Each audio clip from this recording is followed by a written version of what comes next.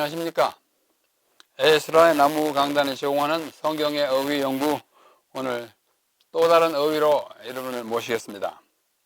어휘를 연구하는 목적에 대해서는 누차에 말씀 드렸으므로 생략하고, 오늘은 158번째 강의로서 에봇이라는 어휘와 흉패라는 어휘를 함께 공부하겠습니다. 에봇, 흉패, 좀 생경한 말이지만은 성경을, 특별히 오경을 자주 읽으신 분들은 익숙하리라고 생각합니다. 에봇, 에이포드라고 히브리어로 이렇게 쓰고, 그 다음에 흉패는 호셴이라고 히브리어 말로 읽었습니다. 호셴, 그 다음에 에이포드가 에봇, 음력을 한 것이죠. 먼저 에봇에 대해서 연구하겠습니다. 에이포드를 영어로 이렇게 씁니다. 에포드.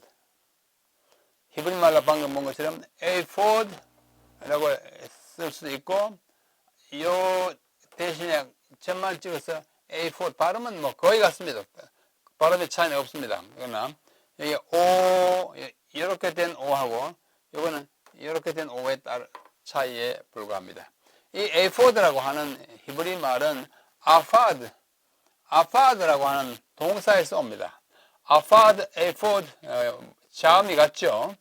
그래서 아파드라는 말은 걸친다, 뭐 옷을 우리 몸에 걸친다 또는 착용한다, 영어로 걸, put on, 이런 뜻을 가진 아파드라고 하는 동사에서 온 것이 에이포드예요. 그러니까 걸치는 것, 입는 것, 그런 뜻이겠죠. 그래서 에이포드는 고대의 그 건농지방의 언어로서 아수르어로서는 아파드, 참 비슷하죠.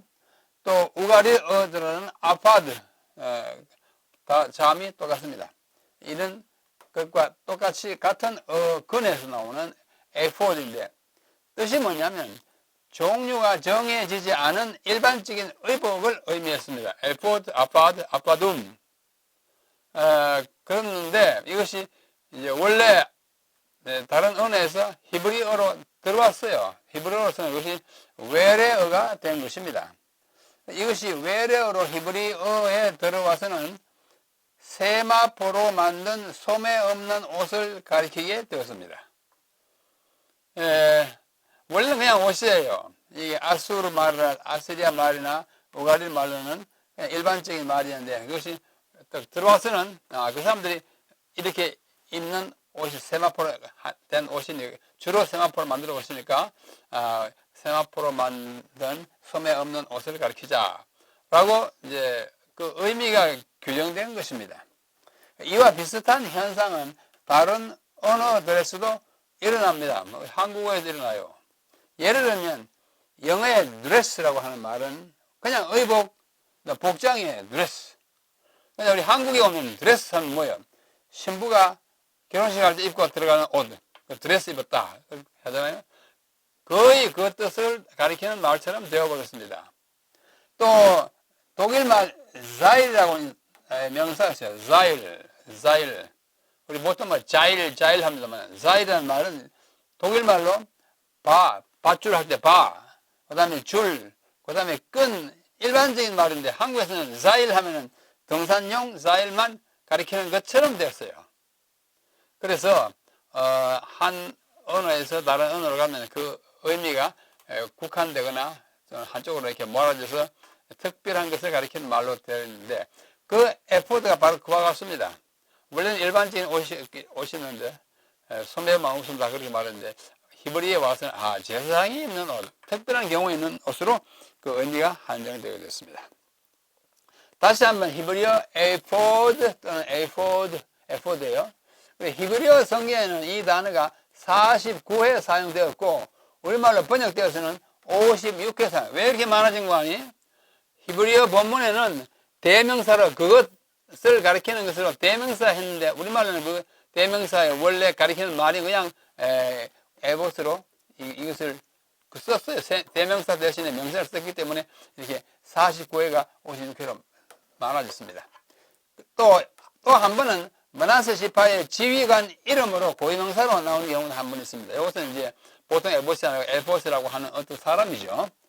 그 다음에 이 단어는 출애굽기에 무려 35회 사용되었고 사사기에 6회, 사무엘상에 9회 합쳐가지고 35 더하기 6 더하기 9 해가지고 50회를 출애굽기와 사사기와 사무엘서에 사용하고 있고, 나머지 이제 56회 중에 50번 세 책에 있고 6회는 뭐 띄엄띄엄 여기 있습니다. 가장 많이 사용된 것은 어디예요? 출애굽기예요. 출애굽기 35회. 왜냐하면 이 에봇을 입는 대제사장의 활동과 그의 복장을 설명하는 데서 가장 많이 사용되었기 때문입니다. 그런데 성경을 자세히 보면 이 에봇에는 두 가지가 더 다른 종류가 있습니다. 첫째는 대제사장이 착용하던 거룩하고 아름답고 영화로운 옷, 즉 금실과 청색, 자색, 홍색 실과 가늘게 꼰 배실로 정교하게 짠 예복 대제사장이 입던 아주 화려한 것이고, 둘째는 판결 형패와 우림과 둠밈이 없이 대제사장이 입는 에봇에는 판결 형패가 붙어있고 우림과 둠밈이 붙어있었는데, 그것 없이 보통 제사장들이나 일반인들이 특별한 경우에 입던 의상도 에봇이라고 일컬어졌습니다. 우리가 보통 아는 것은 앞에 부분이죠. 대제사장이 착용하고 출애굽기 28장 1절을 보면 거룩하고 아름답고 영화로운 옷이라 그렇게 말하면서, 그 다음에 쭉 3절로 6절에 가보면은 뭘 어떻게 하느냐, 금실에다가 청색, 자색, 홍색 실과 가늘리고 대실로 아주 정교하게 짰다, 공교하게 짰다 이렇게 있는데, 그것은 특별히 대제사장이 입는 에봇이고, 근데 그 외에 다른 사람이 입는 에봇은 이런 건 다 없었어요. 그냥 원래 있던 저거야말로 이 소매 없는 옷을 가리키는 말로도 사용돼요. 그래서 첫째 것은 대제사장의 옷이고, 둘째 것은 일반 제사장이나 일반 다른 사람들이 어떤 경우에 입던 옷이었다, 이렇게 정리할 수 있습니다. 자, 그러면은 이 에봇을 어떻게 만들고 뭐로서 만들었는가, 그 방법과 재료를 한번 살펴보겠습니다. 출애굽기 28장 4절로 14절에 쭉 나타납니다. 뭐 한번 읽음으로써 우리 대신 하려고 합니다.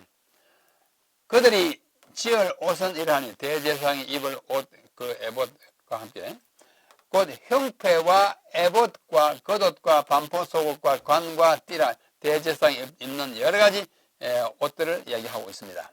그들이 내 형 아론과, 이렇게 모습 보고 말하니까, 형 아론과 그 아들들을 위하여 거룩한 옷을 지어 아론이 내게 제사장 직분을 행하게 하라. 그들이 쓸 것은 금실과 청색, 자색, 홍색 실과 가늘게 꼰 배실이라. 그들이 금실과 청색, 자색, 홍색 실과 가늘게 꼰 배실로 정교하게 짜서 에봇을 짓되, 대제사장 에봇이에요. 그것에 어깨 바지 둘을 달아. 보통 개역 한글판에서는 이걸 뭐라 하냐면 견대라고 하는데, 이 개역 개정판은 어깨 바지 둘을, 양쪽에 어깨 바지에 딱 바로 견대를 달아 그 두 끝을 이어지게 하고 에봇에 이어가지고 이렇게 매게 했어요. 에봇 위에 매는 띠는 에봇 짜는 법으로 금실과 청색, 자색, 홍색 실과 가늘게 꼰 배실로 에봇에 정교하게 붙여 짤지며, 호마너 2개를 그 위에 이스라엘 아들들의 이름을 새기되, 그들의 나이대로 6 이름을 한 보석에, 나머지 6 이름은 다른 보석에 새겨라. 견대에 호마노를 달아가지고, 호마노에다 한쪽에서는 1번부터 6번까지, 그 다음에 7번부터 12번까지 순서대로 이스라엘의 12 아들들의 이름을 쓰라 그랬어요. 보석을 새기는 자가 도장에 새김같이 너는 이스라엘 아들들의 이름을 그 두 보석에 새겨 금태를 물리고, 그 두 보석을 에봇의 두 어깨바지 견대에 붙여 이스라엘 아들들의 기념 보석을 삼되, 아론이 여호와 앞에서 그들의 이름을 그 두 어깨에 메워서 기념이 되게 할지며, 너는 금으로 태를 만들고 순금으로 노끈처럼 두 사슬을 닦고 그 따은 사슬을 그 태에 달지니라. 출애굽기 39장 1절 2절에 또 한 번 반복됩니다. 자, 뭐 복잡하다면 복잡하고 또 한번 읽음으로써 대충 이해하게 되었습니다. 자, 간단히 이해하면 어떻게 해요? 대제사장이 입는 옷에는 여러 가지 있습니다. 뭐 보통 제사장에 입는 옷은 그냥 세마포 옷뿐인데 대제사장은 그 위에다가 에봇을 걸치고 에봇에 판결 형패를 붙이고 판결 형패에 12보석을 달고 양쪽에 또 우림과 둠림을 달고 어깨에 견대를 달고 어깨밭 견대를 달고 머리에 관을 쓰고 그다음 조금 있으면 이제 성패를 달고 이게 대제사장의 예복인데 그 중에 오늘 지금 연구하고자 하는 것은 에봇이에요. 그 옷 자체입니다. 흰 세마포 옷 위에다가 대제사장만이 입는 영화롭고 아름답고 아주 거룩한 옷이에요. 그 옷에 여러 가지 이제 달아 이제 부착했습니다. 이러한 옷을 에봇이라 그러는데 성경에 보면 대제사장과 함께 다른 사람들도 에봇을 입었습니다. 그러나 그 에봇의 종류가 좀 달라요. 방금 본 바와 같이 에봇은 두 종류가 있습니다. 자, 하여튼 종류가 어떤 것이든지 간에 성경에 에봇을 입었거나 입은 것으로 보이게 기술된 사람들을 한번 쭉 나열해 보겠습니다. 그래서 에봇을 입은 사람들이에요. 첫째, 대제사장 아론은 뭐 그야말로 아까 첫 번째 종류의 에봇을 입었죠. 아주 화려하고 영화롭고 거룩한 옷을 입었습니다. 레위기 8장은 대제사장을 위임하는 위임식에 관한 장이에요. 7절로 9절에 보면 아론에게 속옷을 입히며 띠를 띄우고 겉옷을 입히며 대제사장이 입는 옷이 복잡해요. 있고 또 에봇을 걸쳐 입히고 에봇의 장식 띠를 띄워서 에봇의 몸에 매고 띠가 있었어요. 또 흉패를 붙이고 흉패는 가슴에 붙이는 겁니다. 흉패에 우림과 둠림을 그 안에 넣었어요. 그 다음에 그의 머리에는 관을 씌우고 이게 세마포로 된 관을 씌우고 그 관 위에 금패 또 다른 개역 한글판에는 성패 또는 금패를 붙이고 곧 거룩한 관이라 여호와께서 모세에게 명령하신 것과 같았더라. 이게 대제사장의 정복입니다. 예복이에요. 뭐 여러 우리 그림에서 앞에 우리 많이 보았습니다만 이렇게 대제사장 아론이 입던 그 영화로운 옷, 그 아주 거룩한 옷 가운데 일부가 뭔가 하면 에봇이에요.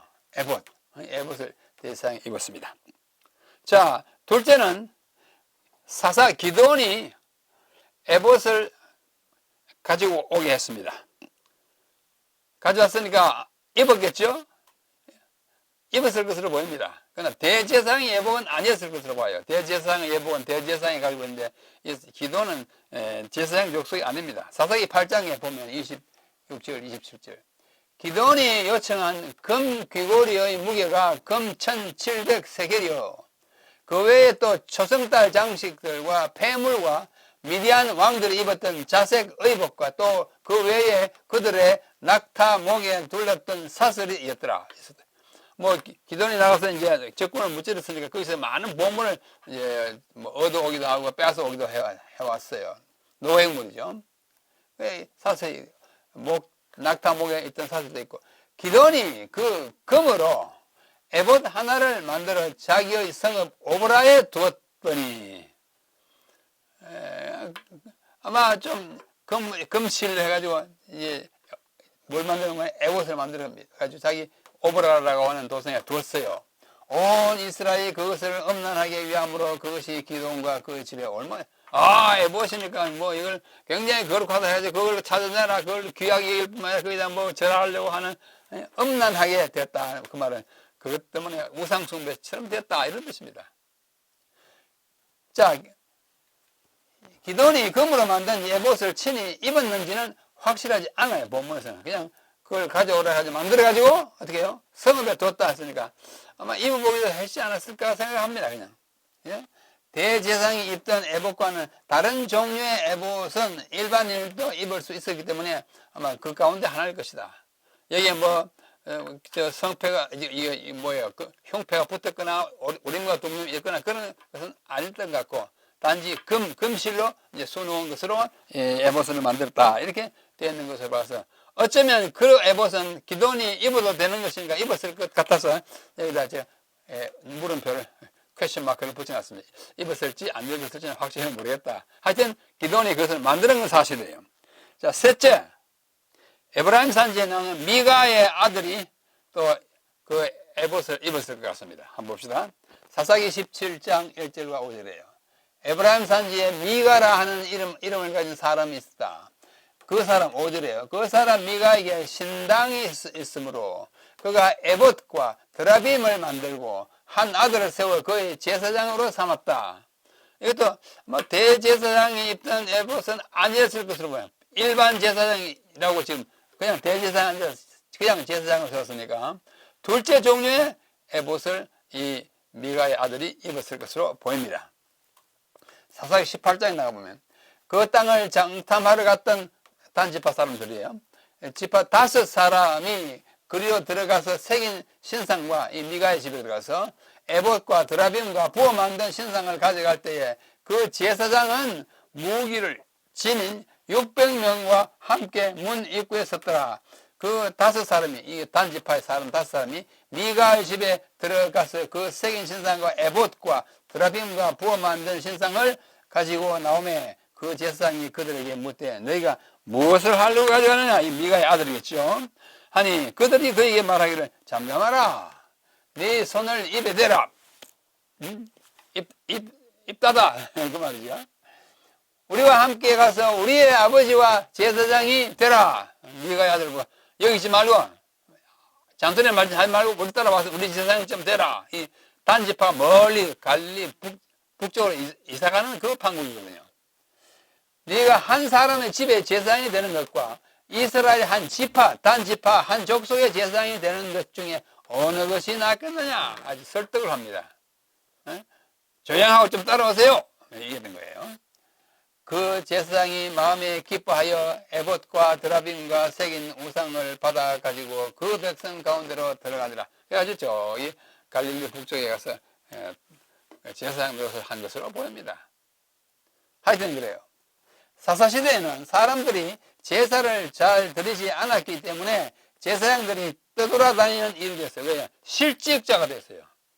제사를 지내야 제사장이 할 일이 있는데 사사시대에 엉망이에요. 각기 자기 소견에 어른대로 행하고 하나님을 안 섬기고 계속해서 외세에 침입 받아가지고 고생하고 할 것 때는 제사장들이 굶어 죽게 생겼어요.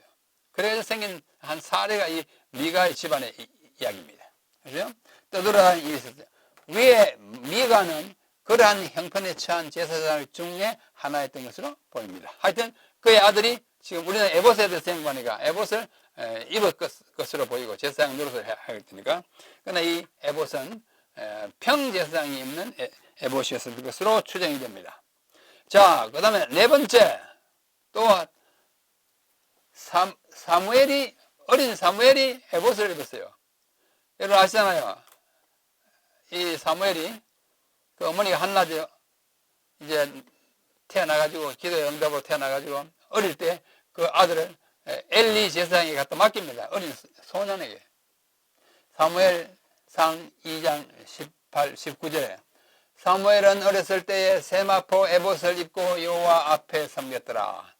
엘리 집에서 자랐어요. 그러면서 이 사무엘이 물론 레위 지파입니다. 레위 지파인데 앞으로 제사장이 되지만 어린 나이에 이미 에봇의 형태의 옷을 입혀서 엘리가 제사장이 하는 것을 따라 연습하고 그렇게 자랐다는 것을 말하고 있습니다. 에봇, 세마포 에봇을 입고 여호와 앞에 섬겼더라.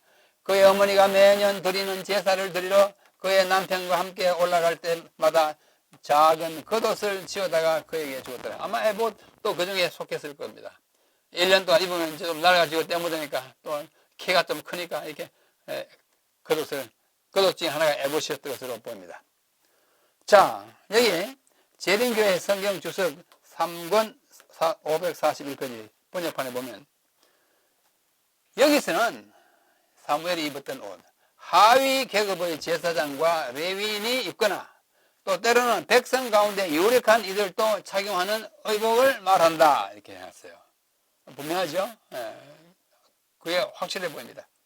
12보석이 박힌 형패와 하나님의 뜻을 묻던 우림과 둠밈이 부착된 금색과 청색, 자색, 홍색 실로 가르게 꼰 대실로 짠 대제사장의 에봇과 이것을 혼동해서는 안 된다. 이렇게 말해요.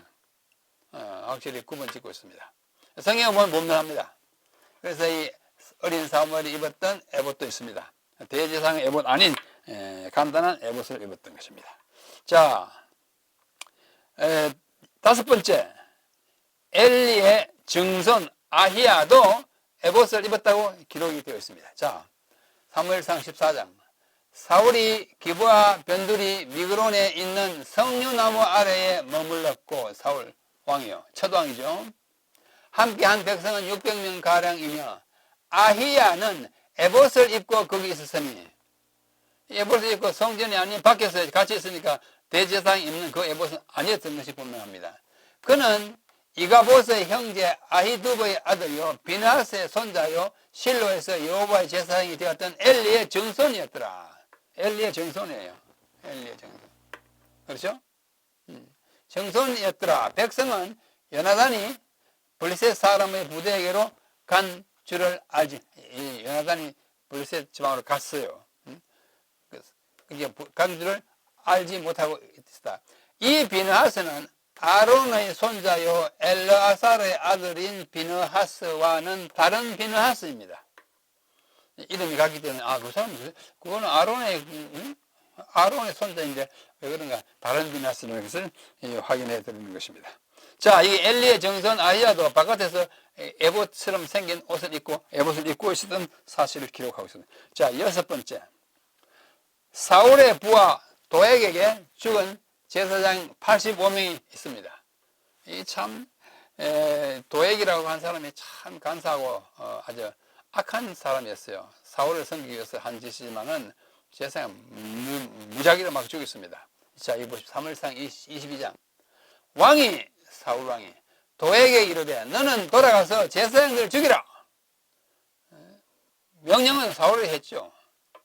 하며 에돔 사람 도액이 돌아가서 제사장들을 쳐서 그날에 세마포 에봇을 입은 자 85명을 죽였고, 그러니까 보통 제사장들이 입던 옷을 입는 그대로 죽였어요.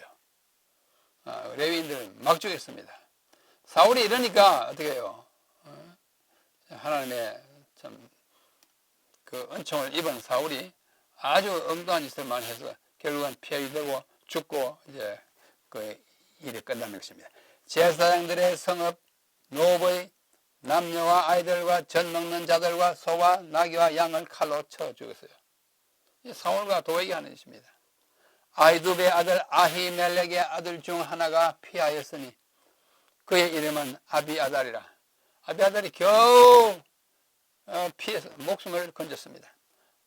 그가 도망하여 다윗에게로 가서 사울이 여호와의 제사장들을 죽인 일을 다윗에게 알리매 다윗이 얼마나 가슴이 아팠겠습니까?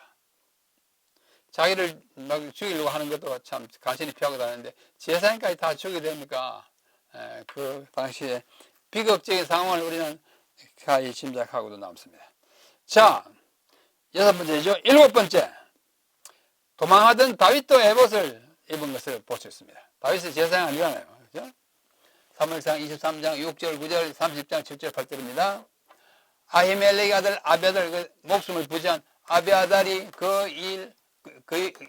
그일라는 도시 이름이에요. 그일라 다윗에게로 도망할 때에 손에 에봇을 가지고 내려왔더라. 다윗은 사울이 자기를 해하려 하는 음모를 알고 제사장 아비아달에게 이르되 에봇을 이리로 가져오라 하고 그래서 가져왔어요. 다윗이 아히멜렉의 아들 제사장 아비아달에게 이르되 원하건대 에봇을 내게로 가져오라. 아비아달의 에봇을 다윗에게로 가져가며 다윗이 여호와께 묻자와 이르되 내가 이 군대를 추격하면 따라잡겠나이까 하니 여호와께서 그에게 대답하시되 그를 쫓아가라. 네가 반드시 따라잡고 도로 찾으리라. 다윗이 피신해가지고 자기 목숨이 지금 정말 참 풍전등화 신세가 되었습니다. 사울이 자꾸 추적하고 죽이려고 그래요. 뭐 한 번은 막 창을 찌르고 그러지 않습니까? 근데 내가 이렇게 어디로 가야 되겠냐? 저쪽 가서 쳐서 뭘 행동을 해야 되겠냐 하면서 여호와께 묻기 위해서 제사장들이 평제사장들이 입는 에봇을 입고 겸손한 마음으로 하나님께 여쭈는 장면이에요. 그때 다윗도 에봇을 입었던 것을 볼 수가 있습니다. 자, 이제 다윗이 도망하고 다니다가 나중에 이제 사울이 죽고 나서 왕이 되지 않습니까? 왕이 된 다음에도 한번 뭐예요? 이 에봇을 입은 사실을 볼 수 있습니다. 자, 이게 사무엘하 6장 여호와의 궤를 맨 사람들이 6걸음을 가매 다윗이 소와 살찐 송아지로 제사를 드리고 다윗이 여호와 앞에서 힘을 다하여 춤을 추는데 그때 다윗이 배 에봇을 입었더라. 이거 막 추는 거예요. 오늘 우리가 뭐 성전에서 춤추면 좀 이상하지만 이 성전도 아니고 하나님께 정말 기쁨으로 춤추는 장면입니다. 그때 에봇을 입고 있었어요. 다윗과 온 이스라엘 족속이 즐거이 환호하며 나팔을 불고 여호와 궤를 메우자. 궤 메울 때 그 장면입니다. 다윗이 적어도 2번 에봇을 입었던 것으로 성경은 기록하고 있습니다. 자, 다시 한번 부조와 선자라고 하는 이 영감된 책에 706, 707쪽에 보면 다윗은 군주의 예복을 벗고 제사장들이 입는 것과 같은 순수한 세마포 에봇을 입었다. 뭐죠? 아주 영화롭고 아름다운 대제사장의 에봇 아니에요. 그는 이 일로 여기 제가 뭐 잠시만요. 제사장의 직능을 받았음을 의미하지 않았다. 왜냐하면 때때로 제사장 외에 다른 사람들도 에봇을 입었기 때문이다. 제사장의 일반적인 제사장이 있던 단순한 에봇이 있었고 대제사장의 에봇이 있었던 것을 여기서 분명히 말해주고 있습니다. 자, 이상으로 에봇에 대한 얘기를 마치고 지금 간단하게 흉패라고 하는 말을 한번 살펴보겠습니다. 흉패, 아까 호센이라고 하지, 호센, 히브리 말로 흉패, 장식품, 영어로 하면 ornament, breastplate, 흉, 가슴에 달던 패예요. 이것은 호센은 하샨은 아름답다, 빛나다라는 동사인데 이것에서 온 것이 호센입니다. 아름답게 빛나는 것, 그죠? 그래서 호센은 히브리어 성경에 25회 나타나는데 우리말 성경에는 24회 한번 줄였습니다. 이 중에 판결 흉패가 3회 있습니다. 그냥 흉패 한 20번 나오다가 판결이 앞에 붙어 있는 것은 히브리 말로는 판결 뒤에 붙어요. 미시파트가 뒤에 붙었어요. 호센 미시파트 하면 판결 흉패라는 말이 3번 나옵니다. 그 포함돼서 이렇게 24회, 25회 나옵니다. 자, 먼저 출애굽기 28장 4절. 그들이 지을 옷선지라니 곧 흉패와 에봇과 겉옷과 반포 속옷과 구한과 띠라. 그들이 내 형 아론과 그 아들들을 위하여 거룩한 지옷 입고 제사장 직분을 행하게 하라. 28장 30절. 너는 우림과 둠밈을 판결 흉패 안에 넣어 아론이 여호와 앞에 들어갈 때에 그의 가슴에 붙이게 하라.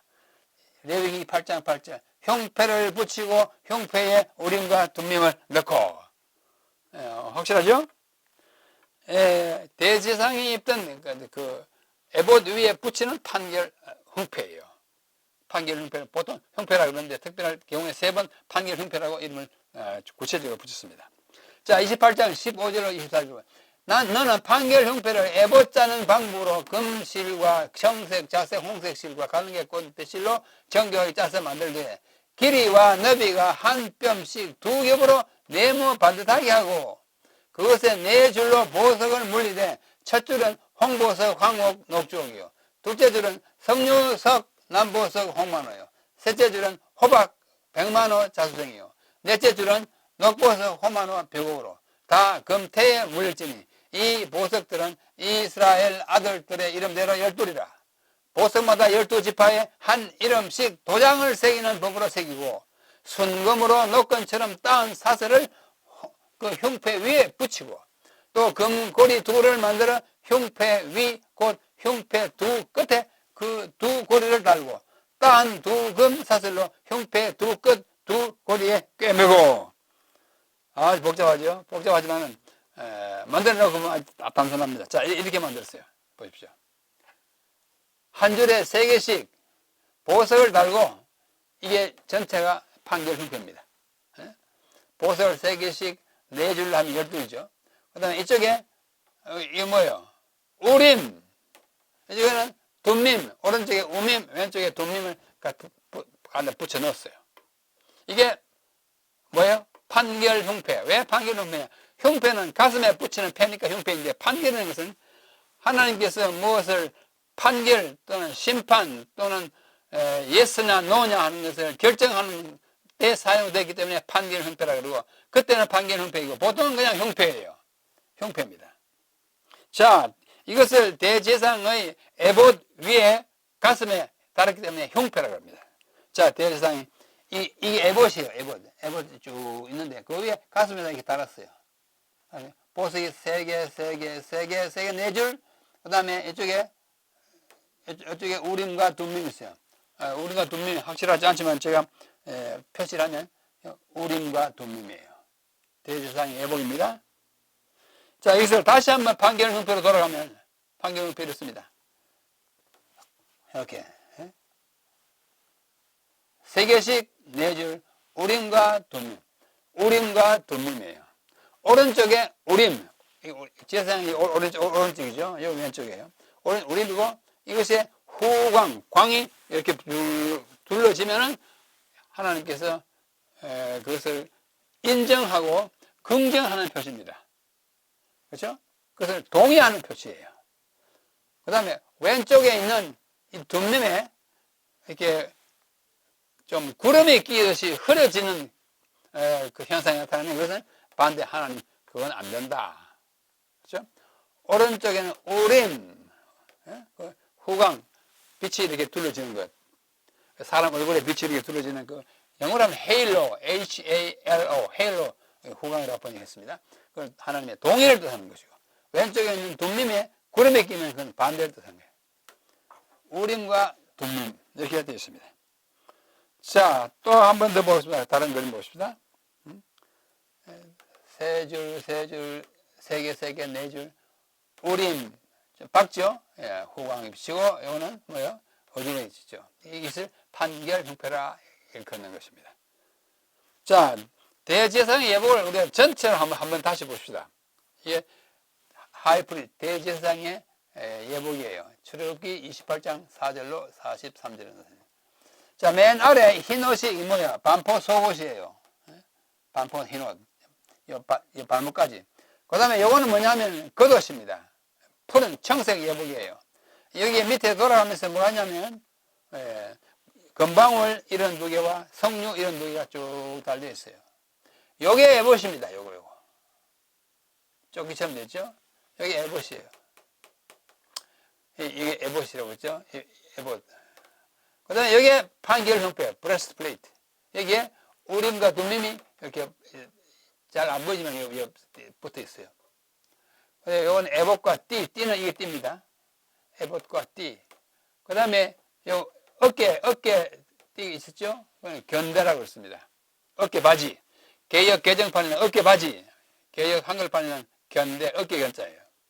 그 다음에 머리에는 관이 있었고, 세마포로 만든 관. 관 위에 머리 앞에 금으로 만든 성패가 있습니다. 골든 크라운이라고 해요.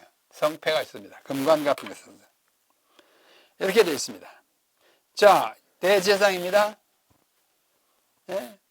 홍보석, 황옥, 옥주록, 녹주옥, 홍보석, 황옥, 그 다음에 둘째 줄에는 석류석, 남보석, 홍만호, 여기는 호박, 백만호, 자수정, 여기는 녹보석, 호만호, 벽옥, 판결 형패, 우림과 둠림 이렇게 되어 있어요. 이 보석 위에다 12지파의 이름을 썼거든요. 이름을 이렇게 썼습니다. 유다, 이사갈, 스불론. 이건 동쪽 지파죠. 남쪽에 르우벤, 시므온, 갓. 서쪽에는 에브라임, 므낫세, 베냐민. 북쪽에는 단, 아셀, 납달리 이렇게 했어요. 아주 아까는 한자좀 한다. 한글 하면 이런 것을 늘 달고 다녔습니다. 왜요? 12지파 이름을 이 그리스도를 대표하는 대제사장의 가슴에 사랑의 보금자리인 가슴에 12지파를 어떻게 안고 다녀요. 또 견대에 붙였지요. 어깨에 메고 다녀요. 예?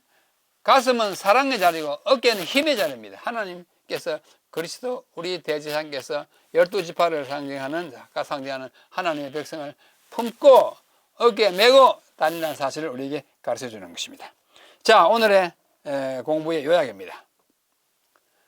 에봇과 형패는 대제사장의 직위를 특별히 구별하는 예복의 일부였습니다. 형패에는 12보석에 12이름이 적혀 있었다. 둘째, 원래 에봇은 앞치마와 같은 평상복이었으나 특별히 예복을 가리키는 말이 되었어요. 외래어가 들어오면서 그렇게 했습니다. 셋째, 대제사장을 위한 특별한 에봇과 거기에 부착된 판결 형패는 대제사장만 착용했으나 다른 에봇은 경우에 따라 일반 제사장이나 다른 사람들도 입었다. 이렇게 이해하는 것이 맞습니다. 성경에서 에봇을 입은 사람들은 아론 대제사장, 기드온 사사, 미가의 아들이죠. 미가의 아들. 그 다음에 어린 사무엘, 그 다음에 아히야, 그 다음에 제사장 85명, 다윗 등이 에봇을 만들어 입은 것으로 나타나고 있습니다. 자, 이상으로서 오늘 158번째 에봇과 형패에 대한 공부를 마치겠습니다. 이것이 오래전 구약시대에 제사장이 입거나 또는 다른 사람들이 입던 옷이지만 그것이 갖고 있는 그 의미가 무엇인지, 또 왜 다윗은 제사장이 아닌데도 에봇을 입었나, 이런 의문을 혹 가지고 있기 때문에 오늘 설명해 드린 것입니다. 기드온이 왜 에봇을 입었나, 그죠? 제사장이 아닌 사람도 입었던 에봇이 있다는 것을 오늘 확인해 드리는 것입니다. 다음 시간에 또 다른 궁금증이 서려 있는 어휘들을 함께 공부하겠습니다. 여러분 안녕히 계십시오.